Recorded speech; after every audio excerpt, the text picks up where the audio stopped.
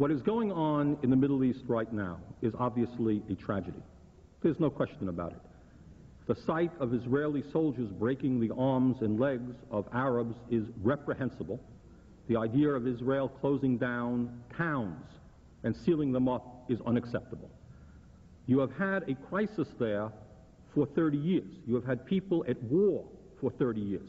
You have had a situation, and have a situation, within some Arab countries where there is still Arab leadership talking about the destruction of the state of Israel and the murdering of Israeli citizens. Clearly you have a gulf there, and you have a gap there that has been an enormous problem. The point that I'm making is I don't have a magical solution to that problem. It is a tragedy. What is going on in Israel today is horrible, and is very sad. What has got to happen is Arab states. Let's not forget the role of Jordan and King Hussein. You know, sometimes we concentrate on Israel. You still have an autocracy there. You have a king.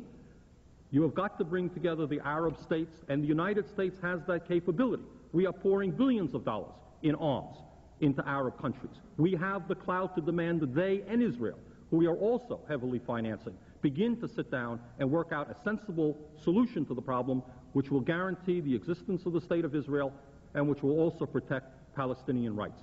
I mean, be very honest with you, I don't have a magical solution to that tragedy which has been going on for 30 years that other people, don't have also. You don't have any preliminary recommendations for incentives to get them negotiating? The preliminary recommendation that I have is that the United States of America is pouring billions of dollars into arms and to other type of aid in the Middle East.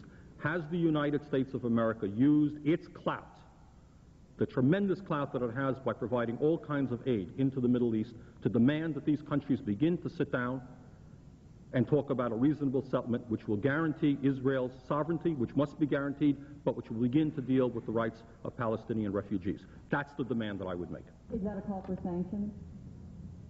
No, it is not. Can you give us a little more specifics about what you mean? No, I think I've given you enough that I can give you today. I mean, it's a fair question, but there are 50 fair questions. You haven't asked me a question as to what we are going to do about the fact that this year there will be 100 million people perhaps starving to death in the world today.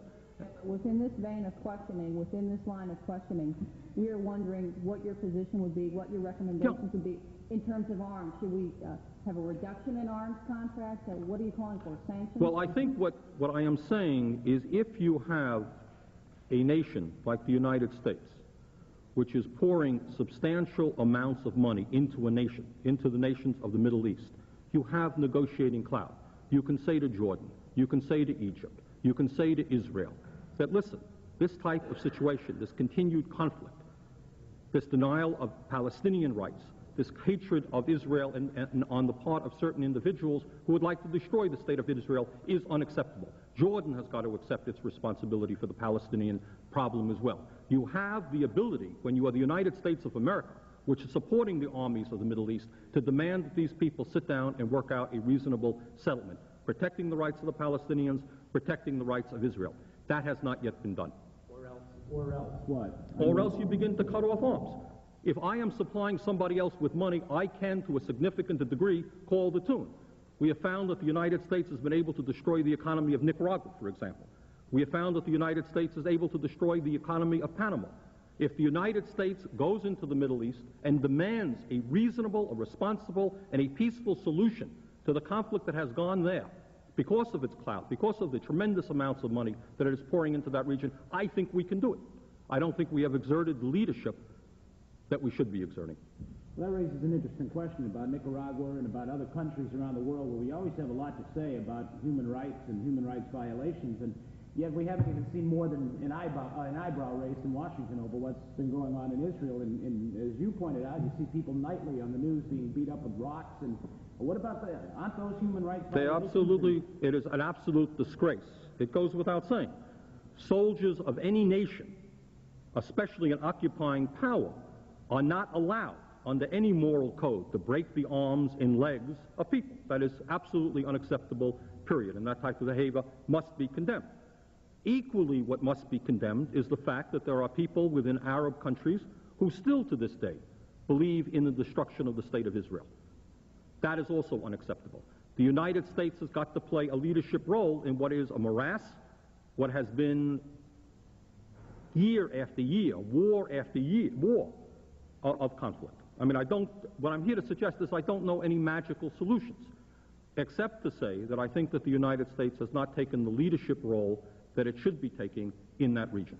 But Mayor, if you're in Congress, you could be part of that leadership that would make a decision, and what would you do? As we said, the situation has been protracted. I think I've said as much as, let me just tell you that in general, during this course of this campaign, we'll be making detailed statements as best as I can do. What I've told you today is that I deplore the type of activity that is going on in Israel. I deplore the hatred that exists among certain Arab leaders, that in fact there's going to have to be a coming together if the people of Israel and the Arab countries are going to survive. I don't have a magic formula to the solution. The United States should be exerting far more clout than it is presently. It has the power to demand that certain changes take place on the part of the Arabs and on part of the Israelis, and we have not used that clout. I think Schultz is beginning the process. I would suggest that we go further.